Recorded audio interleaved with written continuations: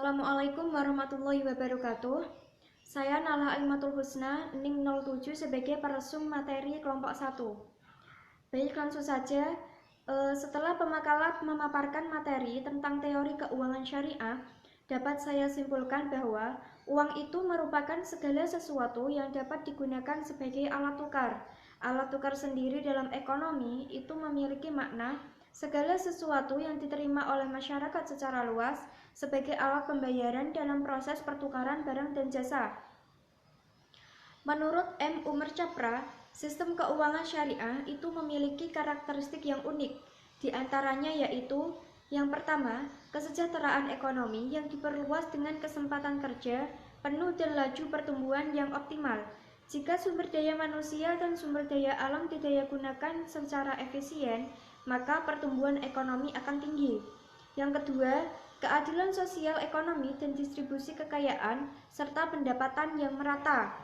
Yang ketiga, stabilitas nilai mata uang untuk memungkinkan alat tukar sebagai satuan unit yang dapat diandalkan, standar yang adil bagi pembayar cicilan, dan alat penyimpanan yang stabil.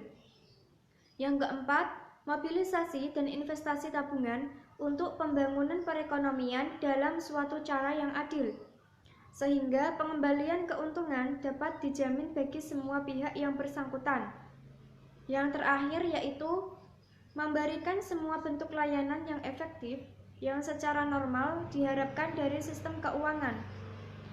Berdasarkan urutan sejarahnya, jenis uang itu dibagi menjadi 3 bagian. Yang pertama yaitu uang barang, yang kedua uang logam, dan yang ketiga yaitu uang kertas.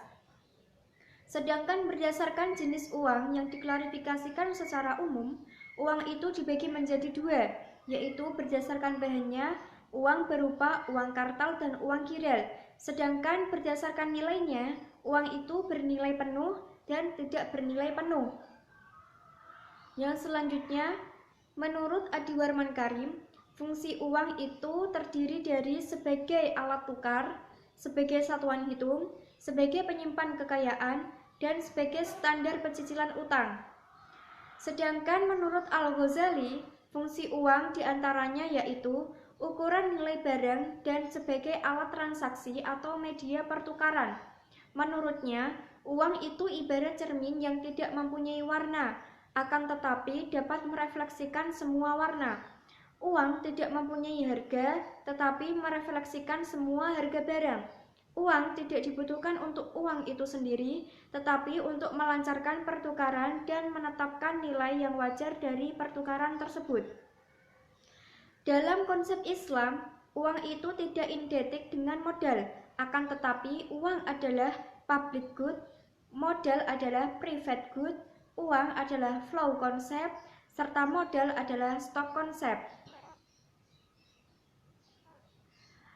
Yang selanjutnya yaitu riba, sistem bunga, dan sistem bagi hasil. Riba merupakan penetapan bunga atau melebihkan jumlah pinjaman saat pengembalian berdasarkan persentase tertentu dari jumlah pinjaman pokok yang dibebankan kepada peminjam. Riba sendiri itu ada beberapa jenis, yaitu riba fadl, riba aliyat, riba nasi'ah, riba qard, dan riba jahiliyah. Allah dengan tegas dan jelas mengharamkan riba, menegaskan perbedaan yang jelas antara jual beli dan riba, dan menuntut kaum muslimin agar menghapuskan seluruh hutang piutang yang mengandung riba.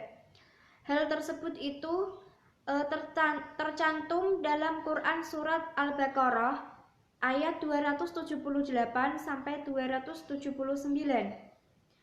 Yang kedua ada sistem bunga. Sistem bunga sendiri itu dibagi menjadi 3 bagian, yaitu sistem bunga flat, sistem bunga efektif, dan sistem bunga anuitas.